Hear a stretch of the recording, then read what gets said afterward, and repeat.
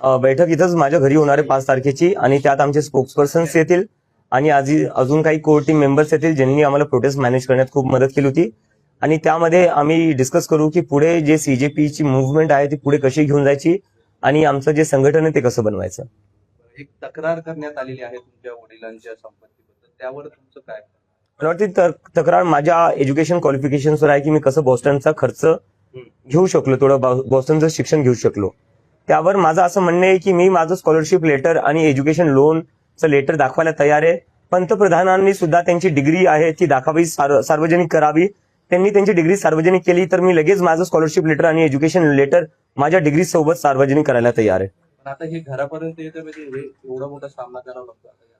नाही, येऊ द्या ना, घरापर्यंत येऊ द्या. जी चौकशी करायची आहे करून घ्या.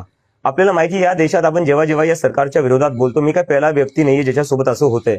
जेव्हा जेव्हा ज्याने या सरकारच्या विरोधात आवाज उठवलाय, त्यांना प्रश्न विचारले, हे लोक सगळ्यात पहिली गोष्ट तेच करतात, ईडी सीबीआय पाठवणं सुरू करतात. पाठवून द्या, तुमची ईडी पाठवा, तुमची सीबीआय पाठवा. पण जसं की मी म्हणलं, मी माझं एज्युकेशन लोनचं लेटर दाखवायला तयार आहे, मी माझं स्कॉलरशिपचं लेटर दाखवायला तयार आहे. पंतप्रधान मोदी यांनी सुद्धा जर ईडीला पाठवत असाल तर ईडी सोबत तुमची डिग्री पाठवा. तुम्ही तुमची डिग्री सार्वजनिक करा, मी माझी डिग्री सार्वजनिक करतो. झारखंडच्या विद्यार्थ्यांनी तुमच्याशी संपर्क साधला आहे, त्यांच्याकडे देखील पेपर फुटला आहे.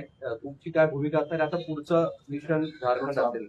झारखंडच्या विद्यार्थ्यांसोबत जे आंदोलन करतायत त्यांच्याशी माझं काल रात्री बोलणं झालेलं आहे आणि मी त्यांना सांगितलं आहे की कॉक्रोच जनता पार्टी पूर्णपणे त्यांच्या सोबत आहे आणि त्यांनी जोपर्यंत त्यांच्या मागण्या पूर्ण होत नाही तोपर्यंत अजिबात मागे सरकू नाही आणि जी काही मदत लागेल ती कॉक्रोच जनता पार्टी त्यांना द्यायला तयार आहे आणि त्यांच्या जे काही डिमांड्स आहेत त्यांचं आम्ही पूर्णपणे समर्थन करतो. परवा तुमची कोर कमिटीची बैठक पार पडते संभाजीनगरमध्ये, काय नेमका त्याबाबतचा अजेंडा असणार, काय भूमिका त्यानंतर? अजेंडा ठरवण्यासाठीच आम्ही ही कोर कमिटीची मीटिंग बोलवली आहे आणि तिथं आम्ही आमचं ऑर्गनायझेशन एक्सपान्शनवर डिस्कस करणार आहे आणि कॉक्रोच जनता पार्टी पुढे कोणते काय मुद्दे उचलू शकते, कशा प्रकारे पुढे जाऊ शकते देशभरात, त्यासाठी आम्ही ती मीटिंग बोलवली आहे. पक्षाचं रूपांतरण होण्यासंदर्भात या बैठकीमध्ये चर्चा होऊ शकते. आगामी काही काळात मला वाटतंय की मीडियाला सगळ्यात जास्त एक्साइटमेंट लागलेली आहे की आम्ही पॉलिटिकल पार्टी बनवावं. यावरूनच मला कळते की जेवढ्या पॉलिटिकल पार्टीवर आहेत तिथं कुठं ना कुठं तुम्ही सगळे डिसअपॉइंटेड आहेत त्यांच्यासोबत.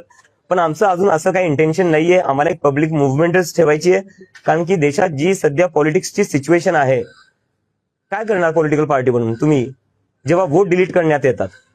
लोकांचा पूर्ण भरोसा उठत चाललाय पॉलिटिक्सवरनं, कारण की लोक सकाळी मत कोणाला टाकतात आणि संध्याकाळी सरकार दुसरंच कोणाची बनती. लोक सकाळी आमदार खासदार कोणाला निवडतात, संध्याकाळी तो आमदार खासदार दुसऱ्याच पक्षात असतो. तर अशा परिस्थितीत जिथे ईडी सीबीआय पाठवून पक्ष तोडण्यात येतात, इलेक्शन रीग करण्यात येतात, तशा याच्यात पॉलिटिकल पार्टी बनवून करायचं काय?